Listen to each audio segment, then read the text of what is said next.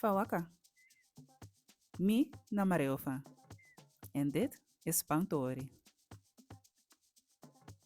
Vandaag kijken we naar het gebruik van bepaalde en onbepaalde lidwoorden. Wat eigenlijk vrij simpel is in het Surinaams. Voor onbepaalde lidwoorden gebruiken we het woord wang, wat ook wel bekend is als het cijfer 1. Maar context is belangrijk. Hierbij gebruiken we het onbepaalde lidwoord wang. Dat duidt aan een. Bij het gebruik van bepaalde lidwoorden is het heel simpel. Wij gebruiken a.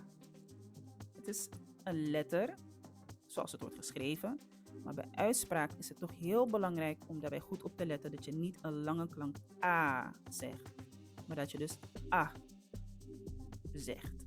Het eindigt eigenlijk met een hele zachte, subtiele h aan het eind. Zullen we een voorbeeld doen?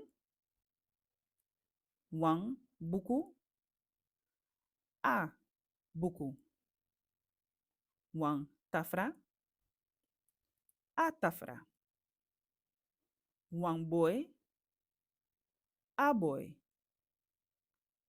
Wang bigimisi, a bigimisi. Volgende keer zie ik je graag weer terug bij Spangtori en Tamboen.